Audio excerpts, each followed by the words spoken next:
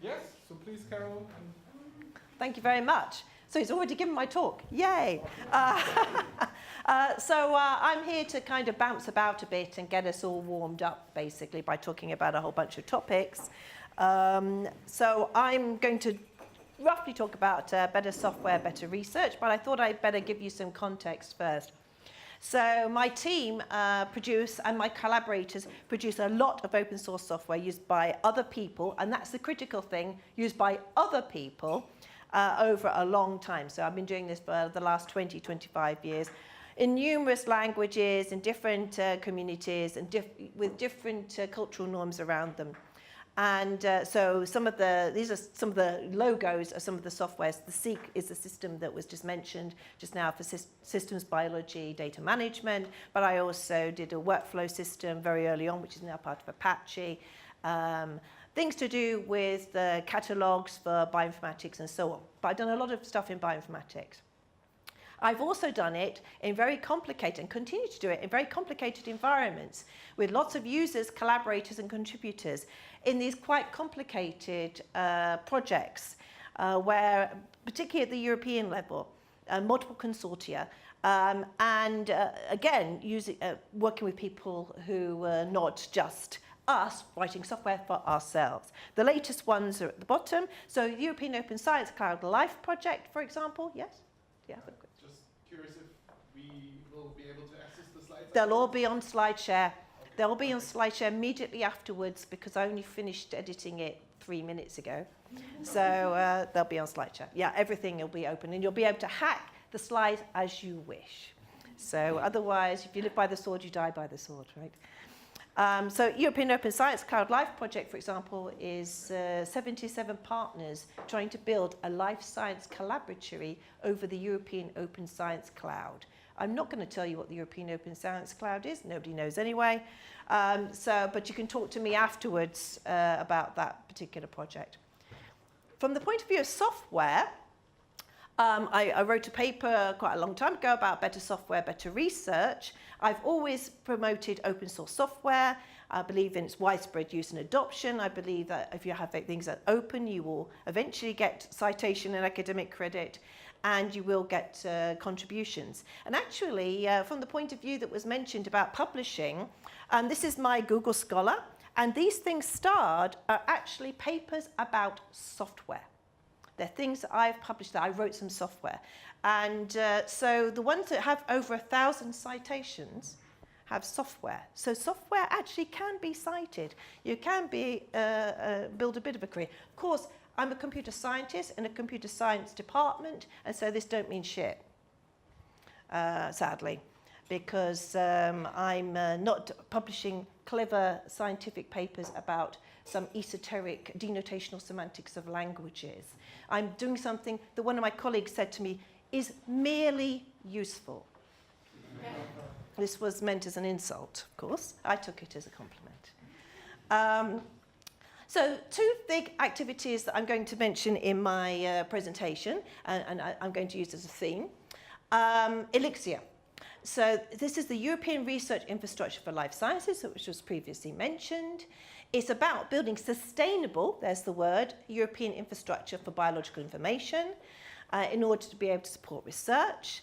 And it's a kind of act global, think global kind of project that's top down from the European Union through governmental agreements across 23 countries currently have signed up to this. I'm head of node for Elixir UK, which has 15 organisations in it. So this has 220 organisations in it, has pretty well every bioinformatics institute in Europe involved in it. And what does it do? Well, there's a couple of things. So part of what I'm going to do here is informational for you guys. It organises around technical platforms, around data, around sustaining data sets, some of the ones that you presumably use, like ENA and so on, training, computational features, so AAI for the community. Interoperability, I head up interoperability along with Helen Parkinson at the European Bioinformatics Institute, where we try to persuade people to use standards That's a tricky one. And tools. So there's a tools platform. And then there's a whole bunch of communities around rare disease, proteomics, Galaxy. Who uses Galaxy? Who knows what Galaxy is? Yay. So Galaxy is one of the communities that's around a particular technology or piece of software. Proteomics and metabolomics around kind of various different biological techniques, and others are around to do with the domain. And what we basically do in Elixir is coordinate technical resources and activities, training, advocate policy for sustainability, and build communities, support communities. The mantra that we follow is the findable, accessible, interoperable, reusable mantra, which came out as a principles for data back in 2016, but we also are now moving towards this from the point of view of computational workflows, pipelines, software, and other things. So findable, accessible, interoperable, reusable. Has everybody heard that phrase before? Yeah, it's kind of on our hearts now. So what does Elixir do in a nutshell? This is not the usual slide, but it's the one I will use for here, because this is what we do with tools and software. So I don't know if this actually works. We, no. How does this? I'll wave at it instead. Okay, so we attempt to run some registries around registries for tools, registries for coming up, some workflows. We do a lot of work with packaging containers. We already heard about Docker and related things, biocontainers, bioconda, research objects is something I'll mention later on. There's an activity in benchmarking. How do we benchmark whether software is up, whether it's still alive? Does it still do the same thing as they said it did in the paper? We have specializations around integration workflows, particularly around Galaxy, but also other systems called, like, for example, Nextflow, SnakeMake. There's currently 239 workflow management systems that are available, of which I think 219 are only used by the people who wrote them, but nonetheless, they exist. That just means there's 20 that are widely used. And we've been developing the common workflow language as a way of being able to manage and interoperate between those workflow environments. We work on standards, software policy and best practice, and training. So I'm going to touch on quite a lot of those things. So if you didn't know that Elixir did all these things, it might be useful for you to think about how you might be working or exploiting Elixir, because Elixir has a Danish node, and there's a Norwegian node, and there's a Swedish node, and there's a Finnish node. So we organised Biohackathon in Europe last year. We run this BioTools Directory, which will get better. And we also run a Galaxy Europe installation. So I'm also part of the Software Sustainability Institute. I was one of the founders of it back in 2010. And this is for cultivating better, more sustainable research software in order to enable world-class research. And this was basically from the point of view of we all built academic software, we use academic software. It would be good if we actually sustained software. And I'll show some examples of the evidence that we used for that. And this was a local thing. We did it in the UK. We did it, in a sense, it's kind of the opposite of Elixir, whereas Elixir was this great big vision where we would organise at the national level and then trickle down to researchers. This started off with boots on the ground, with researchers and software, people who do software in their labs, in their projects, in their universities, in their institutions. And again, we do similar things. We do software consultancy, training, policy, and community building. And I'll be referring to all of these. We mentioned that we've been going for quite a while now. We've just had our third lot of money. We've now been refunded. And uniquely, we have been funded by every single research council in the UK in a consortium. This has never happened before. So this, right the way from arts and humanities through to particle physics and astronomy, have actually funded this institution. And it's for universities, Manchester, Southampton, Oxford, and Edinburgh. So what do? We do a lot of different stuff. If you want to know about guides, we have over 90 guides on how to do software sustainability, how to choose software partners, how to use Git, you know, the full range of things. We do an online sustainability evaluation, so you can run through your software to see where are you in the state of sustainability? What should you be doing? We also do t-shirts, which you can buy, and stickers, which you can put on your laptops, which I've brought with me. So let's go a little bit into why we motivated for the Software Sustainability Institute and why we do all this stuff in Elixir.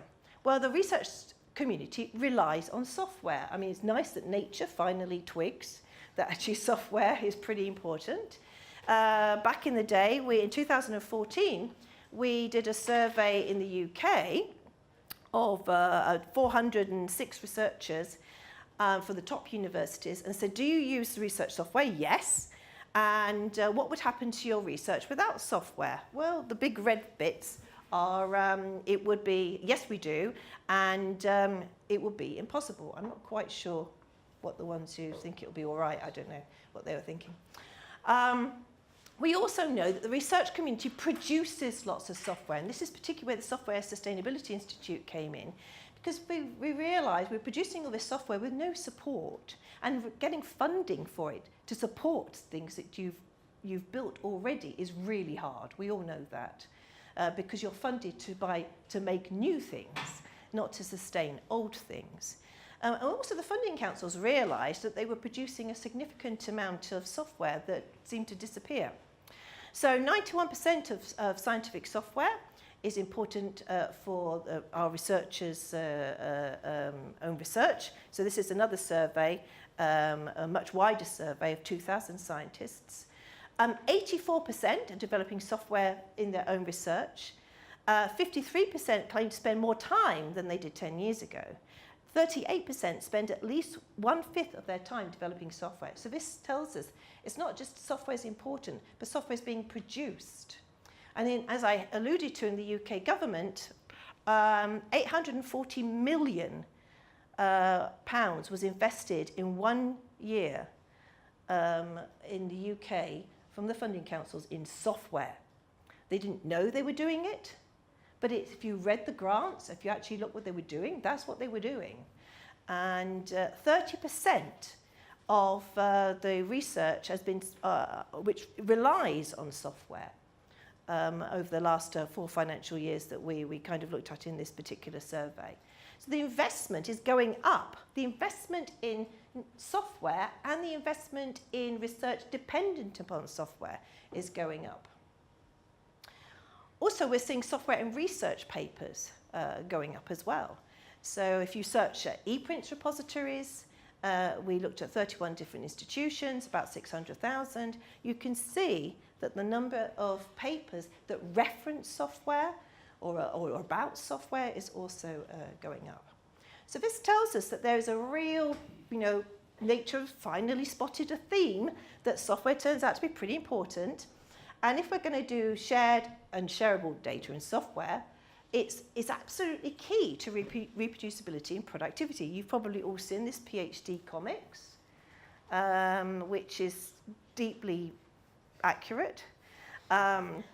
So if we could actually get better software, we would have more transparency, we would be able to eliminate errors, if we could improve the use of that software, we could encourage collaboration around that software, because we know scholarship is the full software environment, the code that produces the results. So the papers are advertising the data, they're advertising your results, they're advertising the software. And we all know this case as well. Jeff Chang, very famous case, where the software was a homemade analysis program, which had a fundamental error in it, had led to 5 retractions, because when we actually examined, it was completely wrong. And it's only because you really could examine the software that by making those software exposed, by making it transparent, we'd have perhaps noticed this a bit earlier, because Chang himself actually discovered this and was noble enough to say it's wrong. So ask yourself, how many people aren't noble enough to do that? So that's an interesting issue. But perhaps if we had our software a bit more open, it would all be a little bit more transparent. So this has been recognised at all sorts of scales. It's been recognised in the community, at the grassroots, through things like the Science Code Manifesto, through recomputation.org, who have kind of, rules and manifesto cases to say, hey, if we were more open, if we did better software, it would be awesome. Let's all do that. And it's also been recognised at the European level, at the governmental level, through major reports such as Science as an Open Enterprise. And this new report called Turning Fair into Reality, which is just out in November from the European Commission. And if you look at it, you'll see it talks about digital objects, not just data. And digital objects include software. So for the first time, we actually get a European report that actually explicitly mentions software. Okay, so that's all very interesting. Yeah, we're all convinced. Now, what's the reality? Hey, I found some great looking software, but I can't get hold of it. It doesn't work for me. It's too hard to use. It doesn't work with my tools. There's no documentation. The developers don't have the resources to help, don't want to help, or have gone. Who else uses it anyway? Will it be maintained? Can I trust it? So, it's all very well saying, hey, I've had this software published, but, how is it reusable? Then I also have the other end. Yeah, so my software, it was in a paper, I talked about it, and now people want it. God damn it, I don't want to be a software provider. I'm just somebody who wants to get on with my research. I don't have the time to document it or answer your stupid queries. It's really bad code, and I'm really embarrassed about it. That's a very common attitude. I only made it for me anyway. I won't be able to keep it up to date. And here's the other one, my supervisor won't let me. That's quite a common outcome of, because somehow it's a special source. And so it's totally unique, and it's going to be the way that they're going to get their next Nature paper. And cultural change is very hard. So this is a very famous paper from Victoria Stodden, which looked at a bunch of journals in order to be able to say, it looked at science, that's right. It looked at science to be able to say, okay, well, since 2011, you've made a policy that code must be available. So is the code available? And the answer is no. It often isn't available. And this was a particularly beautiful response. Thank you for your interest in our paper. For the calculations, I used my own code, and there is no public version of this code which could be downloaded. Since this code is not very user-friendly and is under constant development, I prefer not to share this code. That's not unusual. So we've got quite a lot of cultural change to foster. Maybe one of the things that we can talk about in an unconference session is, how do you foster cultural change? How do you change this mindset? So also, the other side, I have some great software. How do I get it to be widely used? Have other folks contribute to it? Make it sustainable? Get people who use it to credit me, to actually cite me. Make it usable by more folk than me. Get the time and money to make it findable, accessible, interoperable, reusable. And of course, there's the other side. Yeah, there is some software I could reuse, but I didn't know about it. I like to reinvent my own wheels anyway. It's faster for me to code my own. I only get funding for making new stuff anyhow. I'm not funded or rewarded for reusing. I might even be penalized for reusing something else. I don't trust other stuff anyhow. Anyway, this is what I like. This is what I like to do. This is why I go to work, is because it's fun to code. And it's also how I'll learn. Anyway, I've got no time or capacity to take it on. Do any of these resonate? These things? Have you said some of these things? I bet you all have, because I have. So, for sure. And this is my particular favorite overly honest method tweet. You can download our code from the URL supplied. Good luck downloading the only postdoc who can get it to run, though. because this is a classic of, this is the sign I have in my lab, which is over the door, over the top of each of my, my software developers, works on my machine. Okay, that's not the same, and that's not findable, accessible, interoperable, reusable. Okay, so it's not fit for take on. And so there's a whole bunch of reasons why there's a whole bunch of things you need in order to be able to make things fit for take on.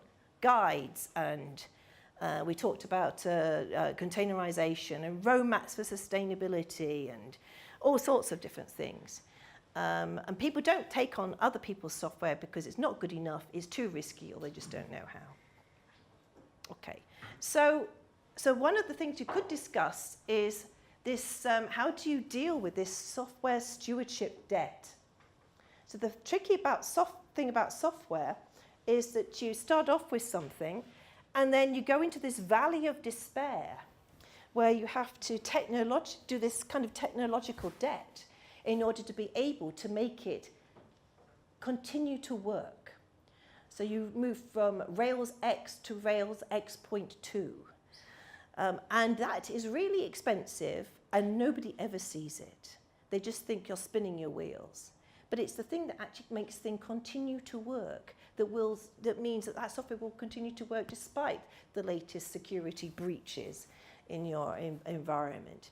So that's a really difficult job, that there's this, fundamentally, software is a living object that's constantly evolving.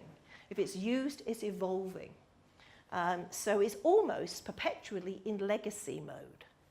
So you have to be able to somehow surface that this is important to your managers so that they give you the time and the space and the funds and resources to be able to do it. But also they have to surface that to their funders and to their organizations. And that's very hard. Again, Victoria Stodden, if you haven't come across her work, she's an expert in reproducibility. So when she did a review of machine learning community for code, the top reasons why they didn't share was time to document and clean up and dealing with the public. So I could say something about software developers. I don't know that they don't. Yeah, I won't go into that. Right. Okay, so and we were talking about this in the car. Free software is not free. That's the fundamental thing. It's free like puppies are free. You get a free puppy. Ooh, I've got a free puppy. Now you've got to feed it. You've got to take it for a walk. You've got to fix the furniture that it's torn to shreds. It'll get old and it'll die, right? And software is exactly the same. Now, this is how we've got the Software Sustainability Institute funded. Funders don't understand software, but they know about puppies, right? And I literally stood up in front and said, puppies. And they went, oh yeah, it dies. Yes, you have to feed it. Tell your PIs and tell your funders about puppies. Okay. So not all software is the same. So that's, it sounds great, Carole, but it's not an even playing field, right? Software is not all the same. Not all software is valued the same way. Not all software should be sustained. This is another article by Nagia and Katz, where this is Dan Katz, that they did a sort of audit of some article. I won't go into the details. I can't remember how many papers they are. I should have written it on here, because my memory is rubbish. But I think it was 90 papers. Anyway, but they saw 173 pieces of software were mentioned, different kinds of softwares. And really the things that we're going to sustain, or the things that we want to really lift, are things that are key to recomputing, that aren't obsolete, that people actually care about. And this tells us that we've got a software ecosystem. And that actually does affect how we go about our sustainability and how we go about our building credit around our software as well, which I'll mention a bit later on. So it's all patchworks of software. So there are things like frameworks and platforms, there's libraries, There's workflows and scripts. These can be counted as software pipelines. There's explicit tools and services. Some they go from the invisible, so that you're doing something, particularly from the library point of view, it's completely invisible to the folks who are using it because they're actually using something that's been built with it. So with like Intermind, for example, is a platform for building model organism databases. But if you're using the model organism database, you don't realize it's been built with some software. You just think you're using the database. So it's kind of invisible. It's like hidden in clear sight, this piece of software. Right the way through to visible, you know it's this piece of software because you're clicking on the button and it has it's the software. That's the software you use. There's domain generic versus domain specific. There's things built by teams. There's things built by individuals. There's also a patchwork and spectrum of whether what you want to be able to, the purpose of it is the code itself. I intentionally made this code so other people would be able to use this code. The code is the reason. It's a side effect. The code was just a means of being able to make the algorithm concrete, and I really don't care about the code at all. It's just the algorithm. And that has there's a different mentality about what is your intent. Because on one end, it may be intended for reuse, and on the other end, it's actually intended to be thrown away. If it's intended to be thrown away, the level of effort that you put into it is quite different. Can you give an example of the software that someone would like to throw away? Oh, tons of it. Scripts. All those Python scripts, all those R scripts that have been used to do some basic analytics in your paper, thrown away. I work a lot with biodiversity people, and their way of doing software development is to find somebody else's R script, hack out the bits that they don't understand, hack in the bits that they do understand, that's it.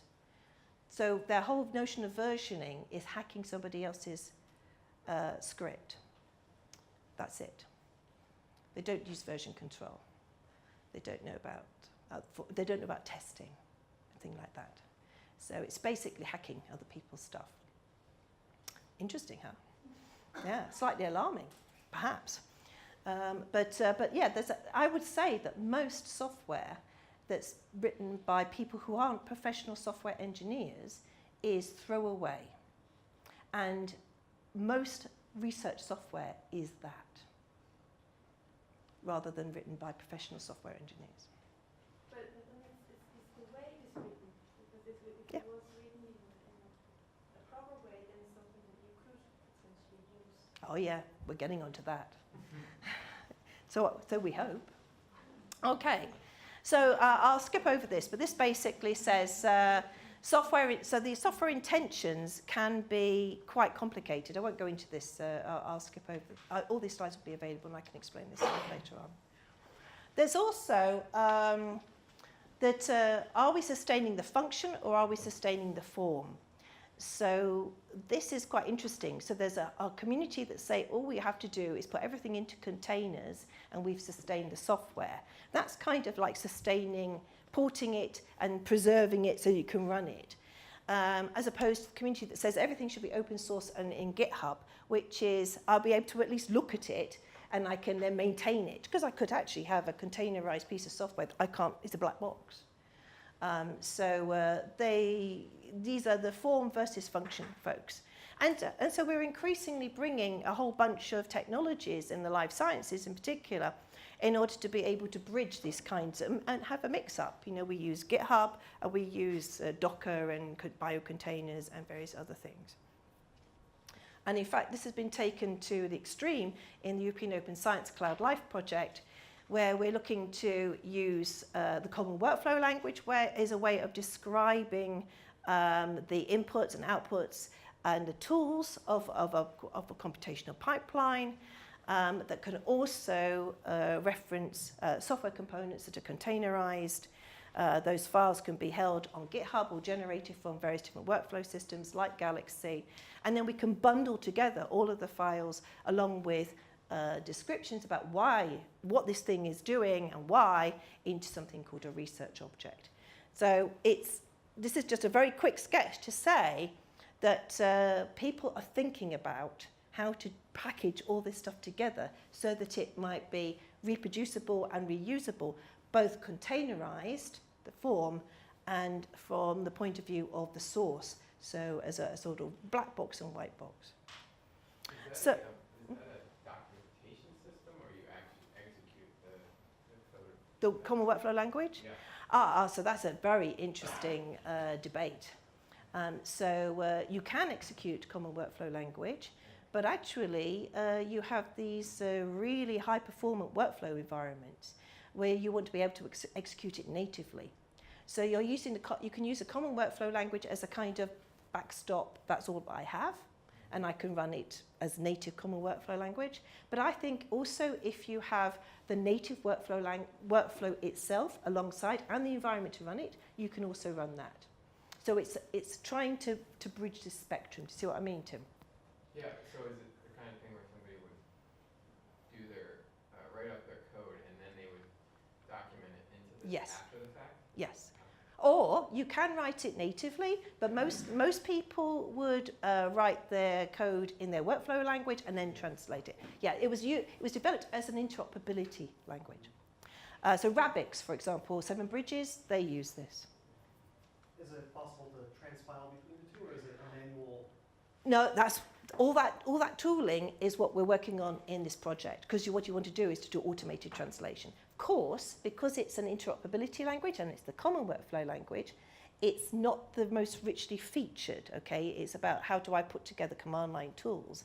So, you know, it's not going to be as richly featured as your favorite workflow environment, but at least it documents in a way that is independent of the workflow environment what is going on, and is a kind of your backstop if that's all you've got, if that workflow system's kind of gone, is one of the 239 that have now died off. But yes, that's the idea of it. So let's go into the 5 steps to better software, better research.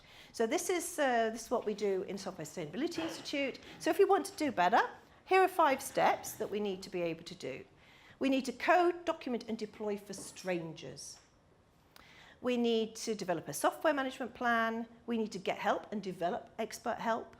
We need to get and offer some training, which was I've forgotten your name already, I'm sorry. Julia, what Julia said. And we need to publish code and get some credit for it. So the first one, which is code for strangers. Now there's a ton of advice everywhere. You mentioned about the 10 simple rules. There's about 10 simple rules around software development. The most recent one is 10 simple rules for making research software more robust. That's just been published. So there's a ton of recommendations and advice, some of which is on the SSI website. And here it is in a nutshell as something you can cut and paste and put in your bedroom. Which is documentation, no surprises there, which includes things like provide test data and provide example data. Access, get some licenses sorted out. The number of pieces of software that don't have any licenses is extraordinary. You'll have terrible licenses. And version your releases, please. That would be good as well. Good enough practices like use version controls, use automated build and test, use off-the-shelf automated build and test rather than your own that you've carefully fiddled with, and have clear and transparent contribution, governance and communication processes. And then portability. Try to avoid hard-coded paths. Log parameters and versions as you run. Don't require special privileges to install. That's the basic stuff, right? And the other end of it is maintainability. So we have a maintainability checklist at the Software Sustainability Institute, which has things like, can I make a change with a low risk of breaking everything else? And this is, again, going back to the idea of every piece of software that actually gets used is effectively perpetual legacy. So keeping the show on the road, how can I maintain it, but also dealing with change. How easy is it to adapt to change? This is actually fundamental to sustainability. And I threw this in last night. These are things that are that I wish I'd kind of known when I started. Beware of version 2 feature creep. You do the first version, it's great. Second version has everything you've ever thought about that you wish you'd had, and you end up with this bloated thing, and version 3 is the one where you actually take all that out again. And if you're lucky, you get the money for version 3. Never underestimate how scruffy third-party stuff is. Don't tweak standards or standard systems because they're standard for a reason. Sprints and hackathons are fantastic. Don't drift away from your users. So many pieces of software I've seen have drifted away from the user because the software engineers got really into it and they forgot about the users. Beware the developer egoist. So that's a project where you have a whole bunch of people on a team and one of the developers thinks they know better than everybody else and they drift away from the user and it becomes their thing. And if you don't get over, I screwed up one project, I'll be honest, doing that. I didn't put the egoist out the project soon enough. Keep it simple. It's better to have a small number of users really love you than a large number kind of there, particularly when you're starting off. So, training. 47% of scientists have a good understanding of software testing, have a good software, I think that's the wrong way around. Don't have a good, that should have said, don't have a good understanding of software training. And 34% think that formal training is not important.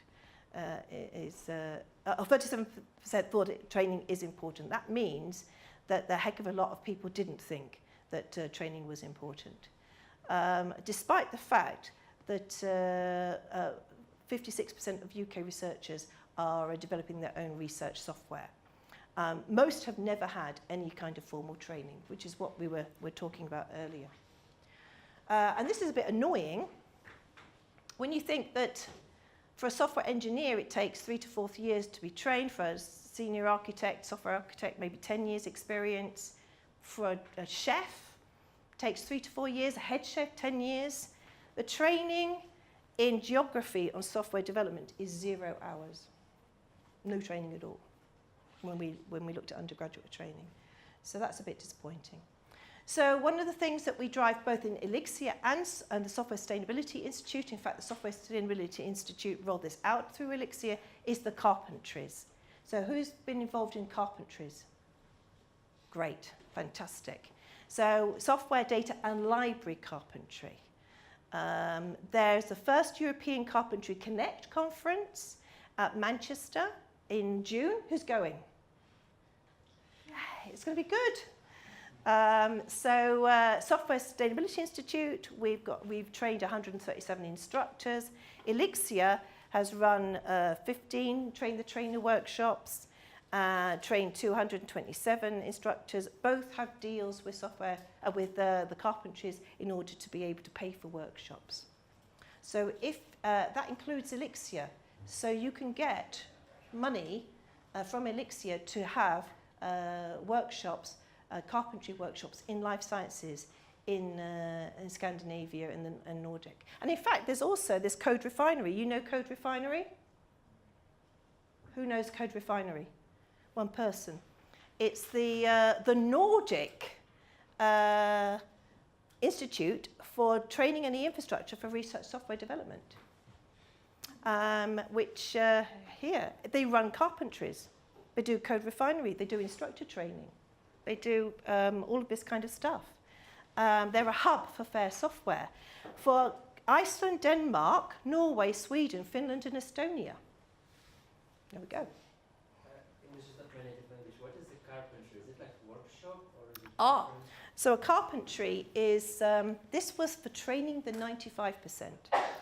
What that means is, this is for training the kind of people that I was talking about with the biodiversity researchers. People who have to do some software were never trained with software. They don't know what version control is. They don't know what a build is. They don't know they've never heard of GitHub. So this is basic training. And it's done through workshops that are both that they can come to, but ideally that is done in situ. ideally done within an organisation with a collection of people from that community so that they all support one another afterwards. And it's a pay-it-forward kind of system. So there's workshops for training the researchers around the tools that they need, using their particular problems, very tailored. And then there's training for instructors to go and do it so that it gets this amplification effect. And so it's a not-for-profit, it's an international movement, and so we've pioneered this in both these organisations. It's an incredibly powerful way of getting some basic research software engineering skills. Does that make sense? So it's like local community-driven training for Yeah. the people who have no idea what's it. Yeah, exactly. Yeah, exactly.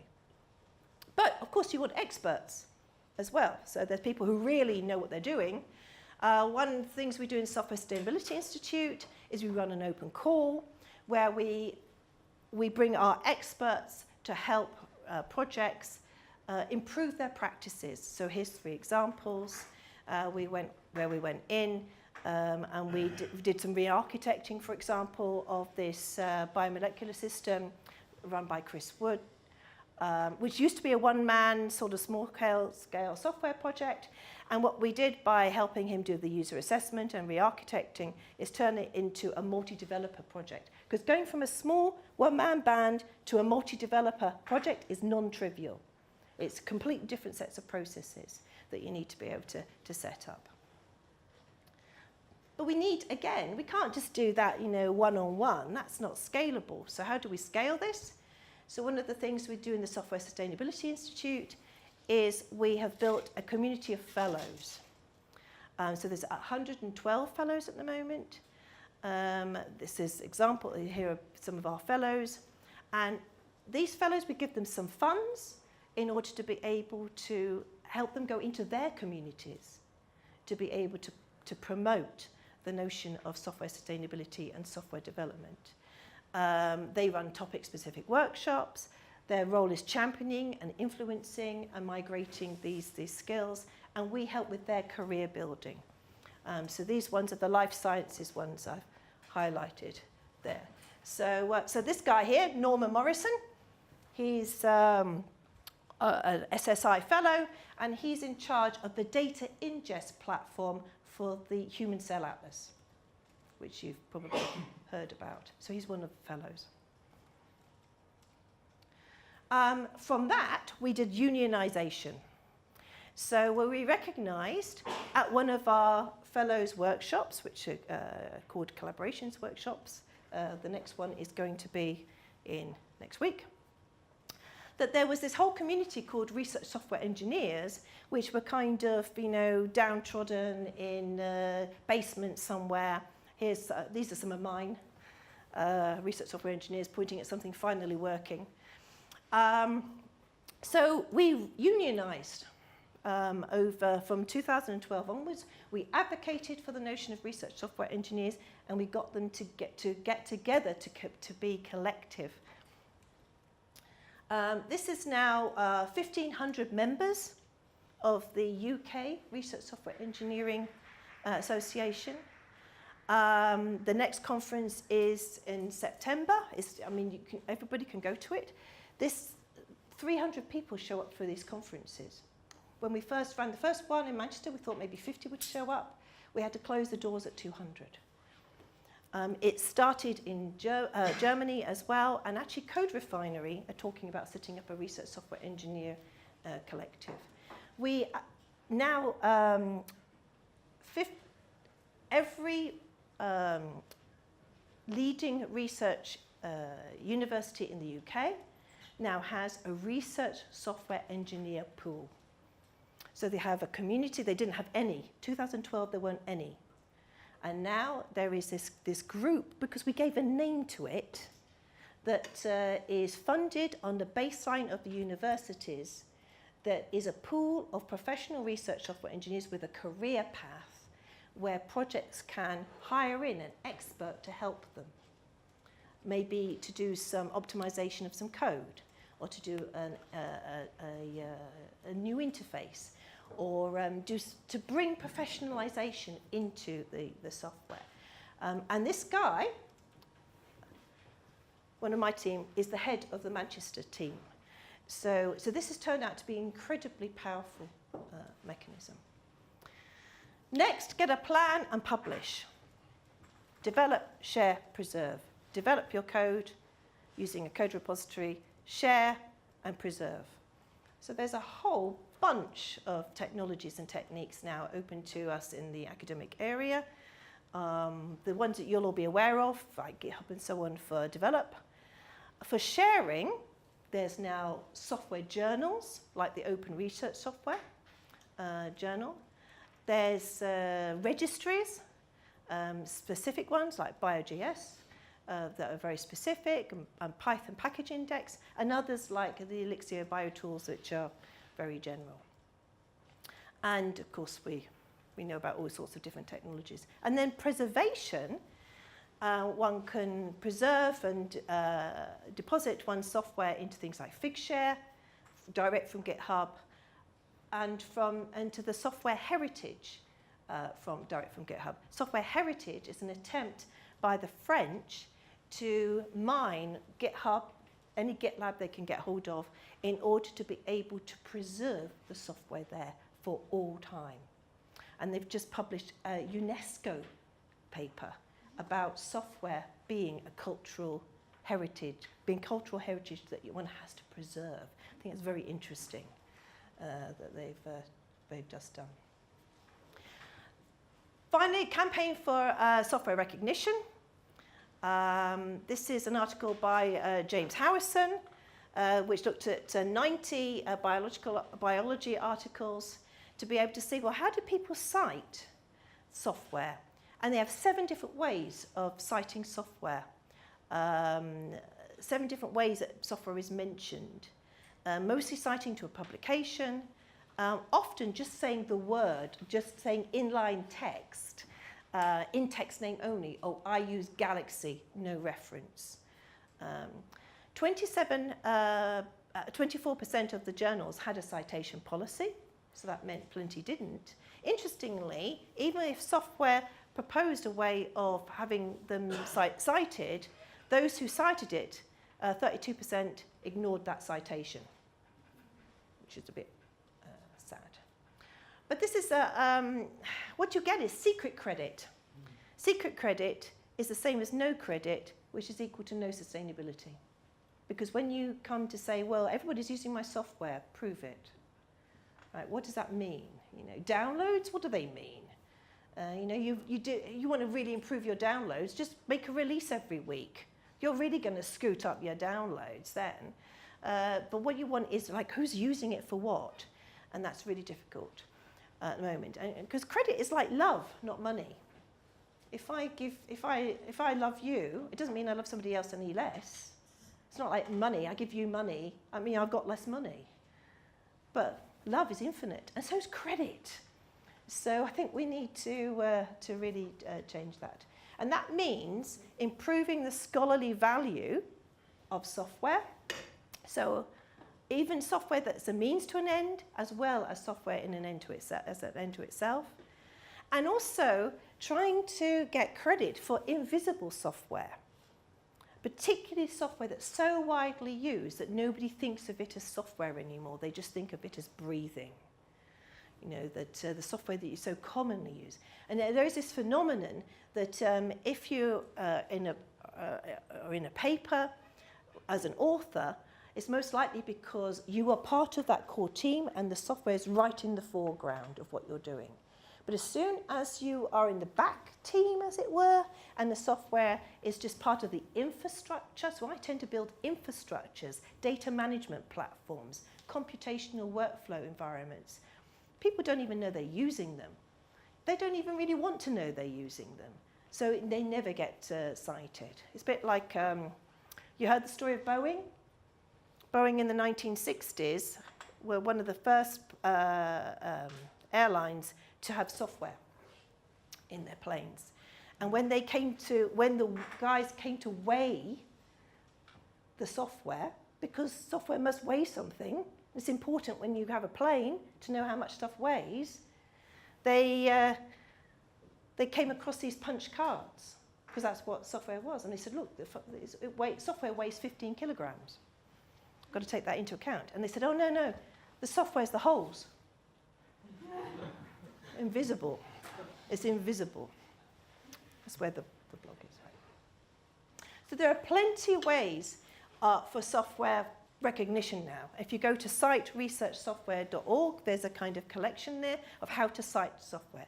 The software principles, software citation principles, which have been published by Force 11, another organization trying to do scholarly change. There are ways of doing metadata that you associate with your software, the code meta.json file, where you describe what your software is, and that can be mined so that we can do proper citation, the data site metadata schema, so that we can build citation metadata around your software. And guidelines, because it's actually quite hard. What happened? How do I cite a library? How do I credit for something that is infrastructural that somebody else will use? How do I cite versions? So I'm going to leave with a plea for personal responsibility. So I was part of a Dagstuhl meeting. Dagstuhl is a bit like this, but in Germany, in a castle, where everybody gets together and discusses things and has nice dinners. And we produced a manifesto for personal responsibility in the engineering of academic software. Because a lot of the times people go, oh, you know what? Oh, yeah, the peer review system's broken, I can't get funding, but it's always somebody else's fault, always somebody else's problem. Well, maybe we should while we're trying to affect change for the whole way scholarship works and the whole way the funding agencies work, maybe we could do something ourselves. By recognizing academic software, by recognizing the academic software development processes, and by respecting the intellectual content of academic software. And I'm not going to go through this, I've just got it here because I thought you might be able to use it later, which is the manifesto. It includes things. I will publish the intellectual contributions of my research software. I will help scientists improve the quality of their software without passing judgment. Okay, without saying your software's shit. No. So here's my final slide. Take personal responsibility. Don't wait for funders and policymakers and publishers to catch up. Think, what can you do to code and document and deploy for strangers? Develop your management plan to build a research software engineer community, to join one, to build a fellowship of software, to get your code published and give other people credit, and to get an offer training. And you can start by filling out this survey, which is trying to find out the challenges of sustaining open source research data tools. Okay, and on that, I will acknowledge all the people who funded me and all the people who contributed to my work. Thank you very much.